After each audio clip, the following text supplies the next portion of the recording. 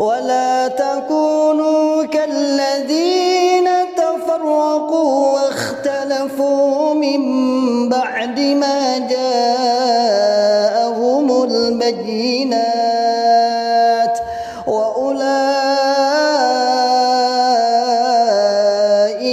لهم عذاب عظيم.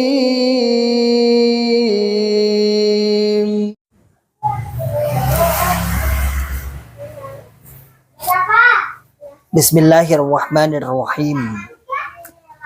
Assalamualaikum warahmatullahi wabarakatuh. Alhamdulillahi rabbil alamin. Alhamdulillahi wa kafa.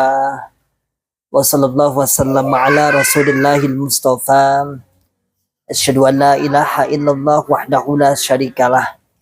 Wa asyhadu anna Muhammadan abduhu wa rasuluhu sallallahu alaihi wasallam wa ala alihi wa ashabihi wa man tabi'ahum bi ihsanin ila yaumiddin wa ba'd. Masyaallah muslimin hafizakumullah taala. Alhamdulillahi rabbil alamin. Dan mengucapkan kalimat syukur kepada Allah yang senantiasa selalu memberikan kepada kita semua nikmat hidayatul Islam, nikmat hidayatul iman, nikmat sehat wal afiat, aman fi amanillah wa fi barakatillah, nikmat semangat, ya'muruna bil ma'ruf wa yanhauna 'anil munkar wa ulaika humul muflihun, membuka akal sehat, membuka akal waras, dan membuka akal selamat pada saudara tua kita yang ada di dalam Islam Jamaah Cokam 354. Masyaallah muslimin hafizakumullah ta'ala. Alhamdulillah akhirnya saya bisa tampil kembali. Alhamdulillah diberikan oleh Allah Subhanahu wa taala kesempatan lagi untuk berdakwah setelah persis 1 minggu atau 8 hari saya off dari YouTube. Memang ada sedikit kesehatan saya yang menurun, dan alhamdulillah luar biasa banyak kaum muslimin yang berdatangan, tamu-tamu yang cukup luar biasa sampai detik hari ini tadi, dari mulai hari pulang dari rumah sakit hari Selasa. Alhamdulillah berkat doa-doa teman-teman semua masih diberikan kesempatan kesehatan, walaupun saat ini masih dalam taraf pemulihan, namun saya sangat kangen sekali untuk menyapa, untuk terus bergerak, untuk terus berdakwah, untuk terus membuka akal sehat, membuka akal waras, dan membuka akal selamat kepada saudara tua kita yang ada di dalam Islam Jamaah Cokam 354. Dan mohon maaf banyak sekali WA yang tidak saya balas. Memang ya karena memang banyaknya tamu, kemudian saya jarang pegang HP juga, jadi sehingga saya juga kurang konsen. Dan saya lihat juga kawan-kawan banyak yang tidak tahu, kecuali daerah Sulu Raya insya Allah banyak yang tahu kalau saya sedang sedikit oleh Allah Subhanahu wa taala ditakdir, diqadar untuk istirahat. Bahasa saya istirahat sakit lah bahasanya. Masyaallah muslimin hafizakumullah taala, dalam jangka 8 hari atau 1 minggu ini banyak kabar-kabar peningkatan peluang-peluang dakwah yang terus kita sampaikan, yang terus masuk, yang terus kita dengar, sehingga menjadikan jamaah-jamaah sadar.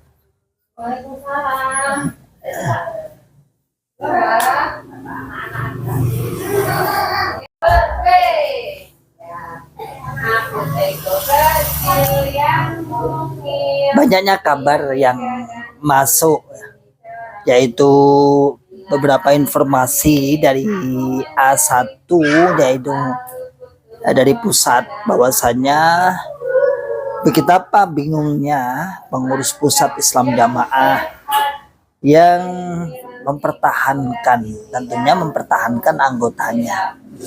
Tak lain adalah mempertahankan dari sisi uang. Pemasukan uang itu sudah menjadi hal yang sangat-sangat kita mengerti bahwasanya memang golongan ini yang dituju utamanya adalah pengerukan harta dengan berdalih kepahaman agama, dengan berdalih agama yang paling murni, yang paling serba paling pokoknya. Ma'asyiral muslimin hafizakumullah taala, di antaranya adalah informasi satu-satu ada informasi tadi yang kita dapatkan insyaallah dari kawan hijrah. Ya tentunya informasi ini akurat karena informasi seperti ini juga bisa dipertanggungjawabkan dan kita bisa melihat di lapangan juga seperti itu. Misalnya disebutkan di sini bahwasannya akan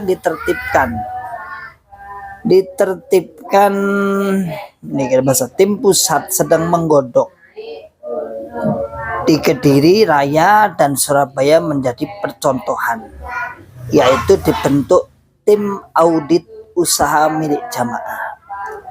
Masyaallah muslimin hafizakumullah taala, ini kalau kita rasakan seperti apa ya, kalau saya nanti KPK atau apa PPATK ya kalau nggak salah loh ya, saya juga kurang tahu persis, tetapi ini ranahnya sudah pada ranah kepada kepemilikan harta personal, kepemilikan harta secara personal itu.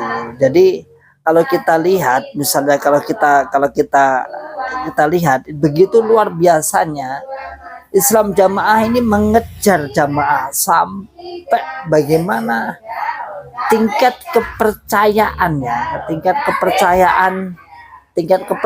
mereka itu kurang percaya bahwasanya jamaahnya rezekinya sekian, kok infaknya sekian.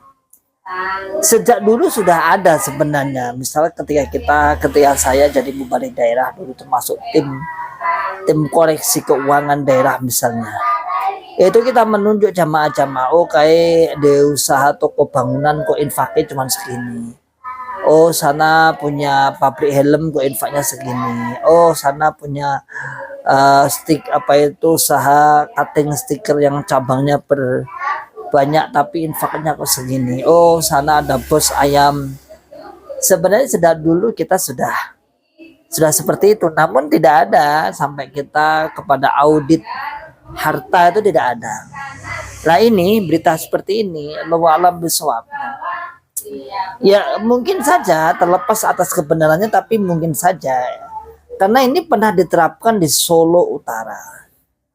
Dulu Solo Utara itu di Solo Raya yang paling menonjol, paling berhasil di infak persenan itu menurut informasi itu Solo Utara. Bahkan sering menjadi sebuah nasihat sekelas misalnya jualan sepatu aja infaknya sampai 5 juta 10 juta karena ditertibkan betul.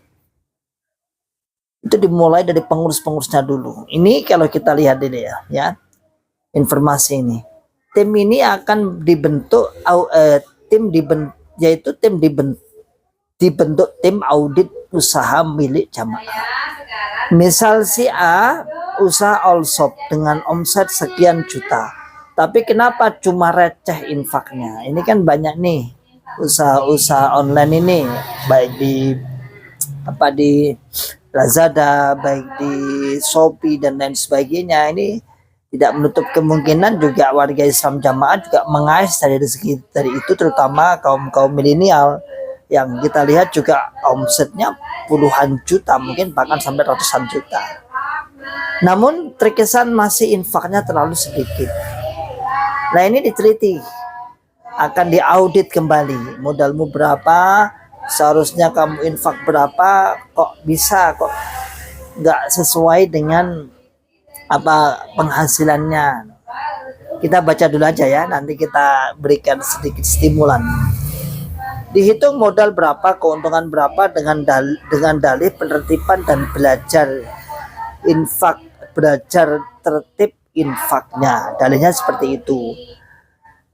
Di Kediri banyak pasangan muda yang usaha all-shop kena jaring tim KU daerah ya di sana di pusat sananya banyak orang banyak banyak pasangan-pasangan muda yang usahanya all-shop sudah baik namun infaknya tidak sesuai dengan menurut perkiraan tidak sesuai dengan ketentuan sang imam.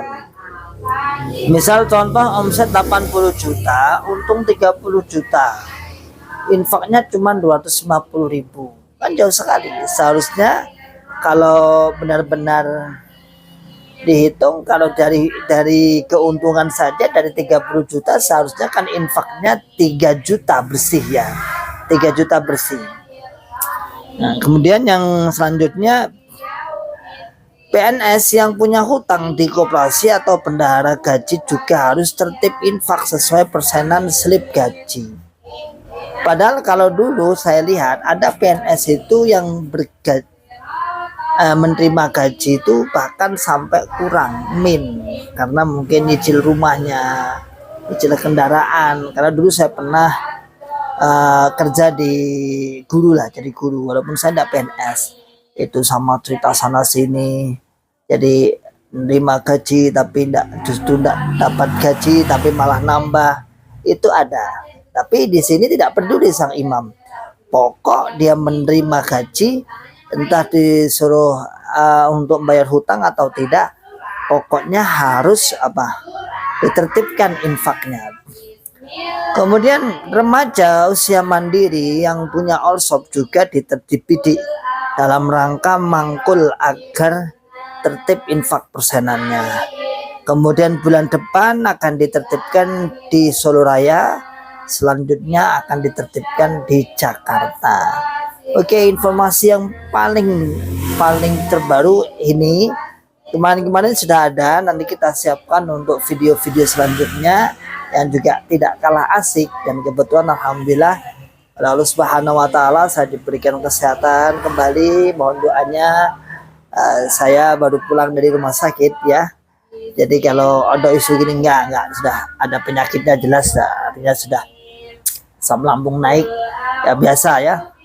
Terus ada hal-hal yang perlu diperbaiki. Alhamdulillah bismillah, atas doa-doa jenengan semua saya ucapkan jazakumullahu khairan katsiran sehingga saya sehat kembali dan kata kawan-kawan tetap semangat untuk berdakwah. Oh iya, insya Allah selama nyawa masih di kandung badan dan selama Islam jamaah masih mendoktrin jamaahnya, selama itu pula kami tidak akan berhenti untuk menyuarakan, membongkar akal sehat, akal waras, akal selamat, mengajak kembali kepada Islam rahmatan lil alamin.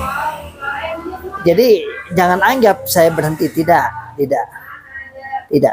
berhenti ya. Insya Allah bismillah selama kami bisa punya kesempatan kita manfaatkan untuk dakwah. Masyaallah muslimin hafizakumullah taala. Kalau kita tadi baca tadi ya, bagaimana sang imam memberikan sebuah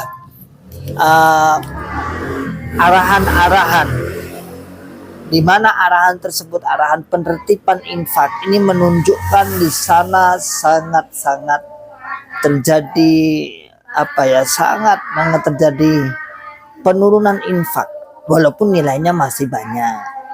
Jadi penurunan infak itu mesti ada lah walaupun nilainya masih tinggi. Misalnya bohong kalau tidak menurun karena sebuah logika berpikir kita lebat dunia berdagang.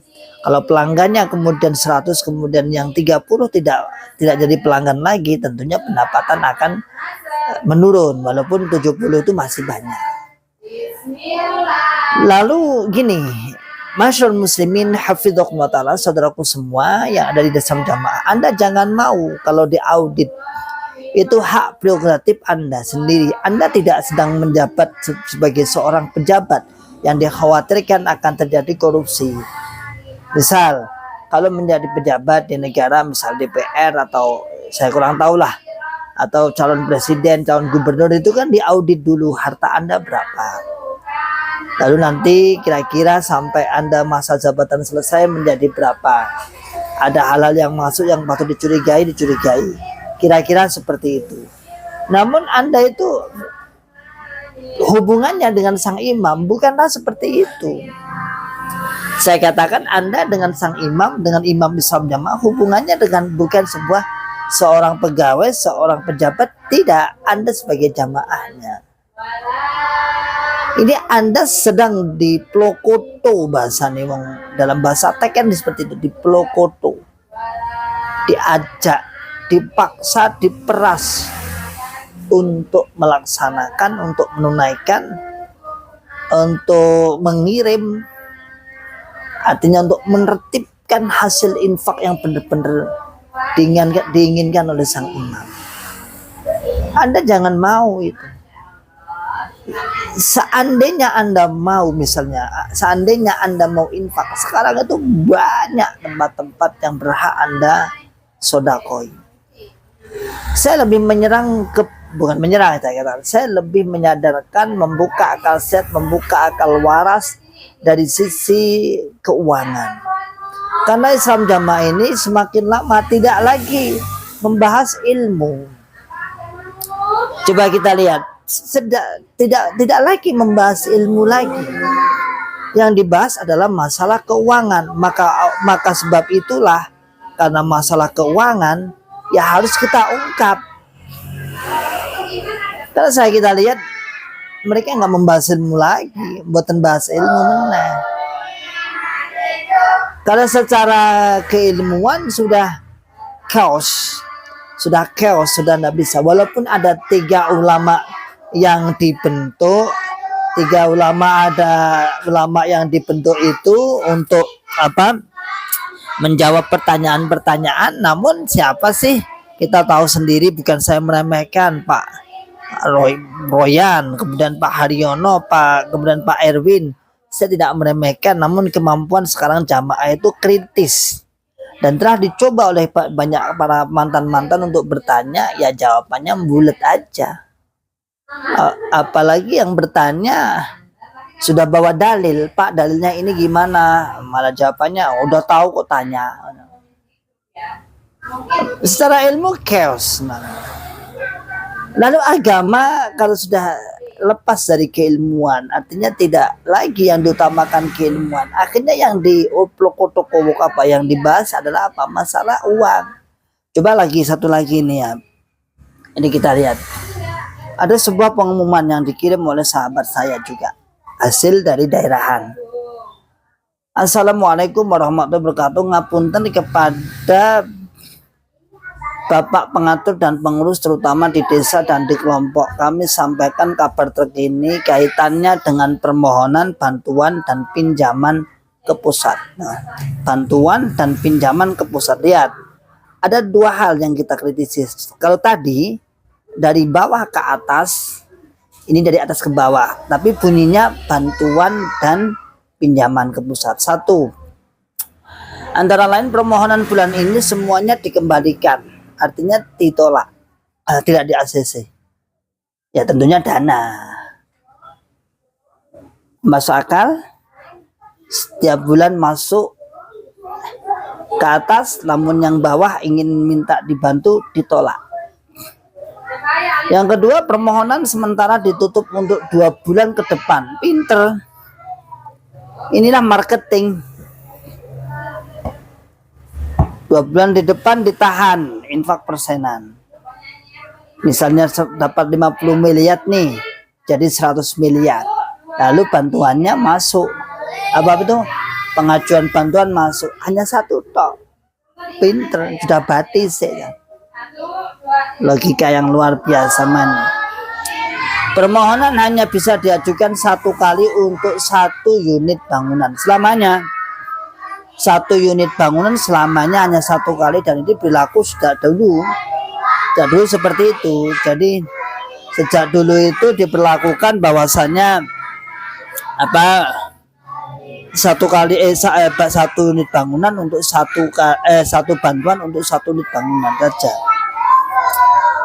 Mohon maaf, di depan ada anak-anak TPA itu dibawa ke rumah ya. Jadi beberapa hari libur, jadi dibawa ke rumah sini sama istri. Jadi agak ramai di depan itu. Masih banyak tamu masalahnya. Alhamdulillah, biidznillah. La haula wala quwata. Ada mungkin ya puluhan kelompok pengajian.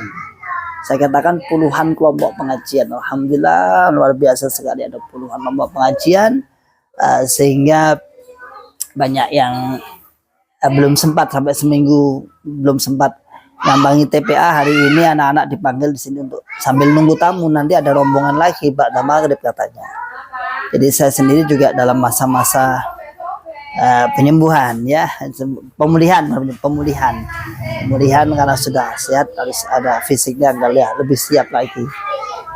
Tetap lanjut, semangat, jangan takut, wala yakhafuna laumata laim, jangan takut, terus berjuang, semangat. Lanjut. Permohonan hanya bisa untuk bangunan bertingkat, permohonan dapat diajukan beberapa kali per lantai. Ini juga pernah saya coba. Lantai 1 bantuan, lantai 2 bantuan lagi, dan nilainya pun hanya 20 juta. Anda ngerti sendiri 20 juta itu berapa? Untuk berapa sih 20 juta itu? Sedikit sekali ya. Saya belanja besi itu untuk satu lantai ukuran berapa itu, 6 kali 18 saja, untuk besi saja atas saja itu hampir habis sekitar 25 sampai 35 juta untuk pondok itu Himalaya itu. Kemudian jeding atau kamar mandi dapat diajukan tersendiri walaupun melekat pada bangunan masjid atau aula, ruang tamu, pondok dan lain-lain milik sabilillah. Untuk kamar mandi tidak apa-apa. Permohonan tidak disyaratkan adanya modal kemampuan keuangan kelompok desa yang tersedia pada bangunan bersangkutan, namun diperbolehkan mengajukan bantuan sebagai dana awal. Demikian kabar gembira ini kami sampaikan. Alhamdulillah, jazakumullah khairan katsiran. Sewenang, kabar gembira katanya. Jadi sewenang jamaah mendengar hal seperti ini.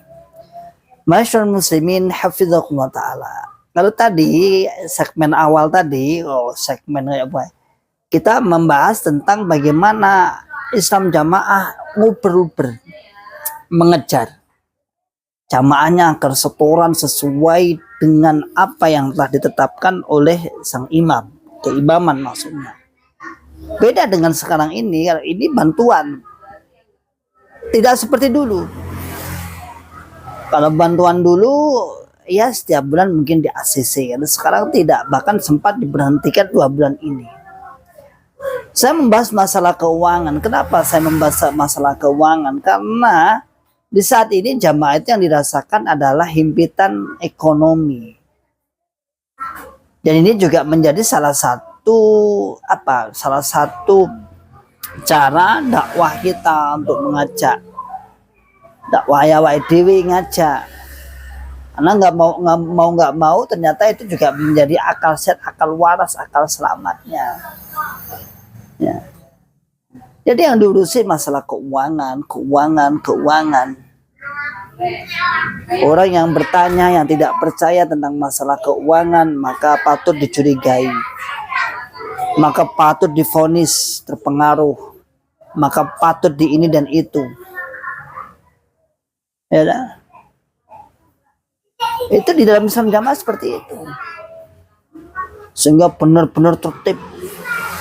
Makanya kembali pada pertama tadi saya katakan, jangan mau, ojo gelem.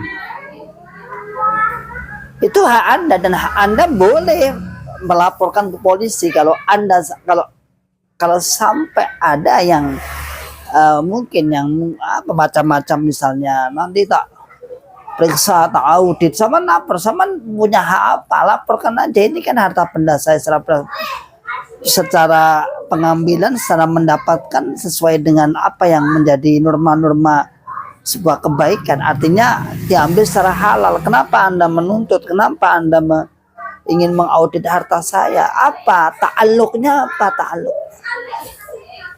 Hubungannya apa?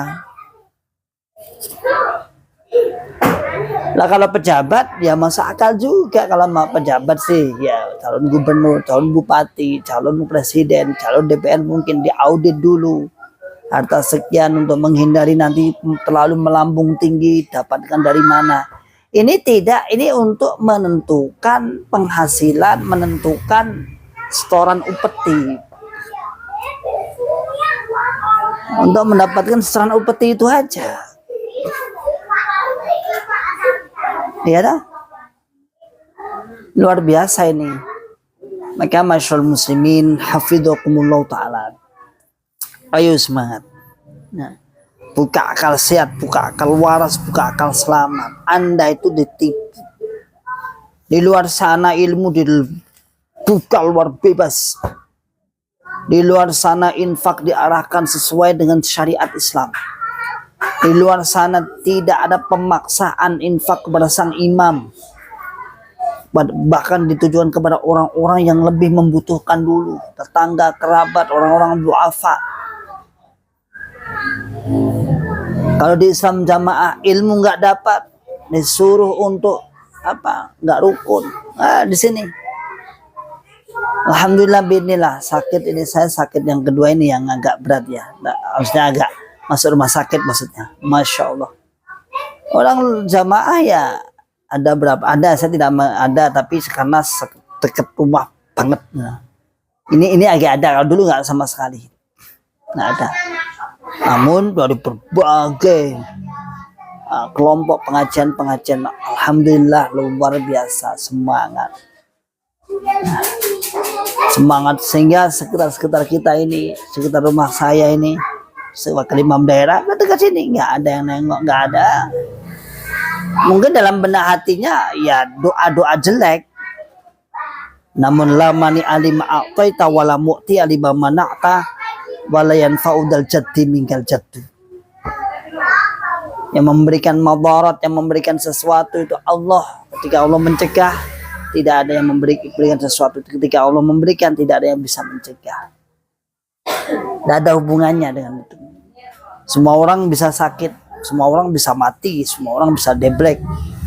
Tidak harus hijrah, tidak harus keluar. Jadi kalau Anda mengatakan hijrah itu mesti deblek, mau nenjero jamaah deblek, akeh malah terkoordinir debleke. Makanya disebut ada tim duafa. Berarti debleknya terkoordinir gitu. Ya dah. Jadi jangan takut. La haula wala quwata illa billah. Jadi itu masyaallah muslimin hafidhakumullah taala. Ayo semangat untuk dakwah, ayo semangat membuka akal sehat, membuka akal waras, membuka akal selamat pada saudara tua kita. Akhiru da'wana alhamdulillahirabbil alamin. Wassalamualaikum warahmatullahi wabarakatuh.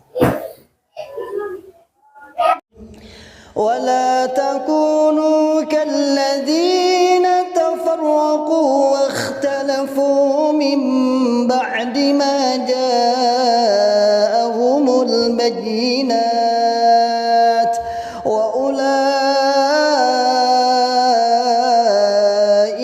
لهم عذاب عظيم.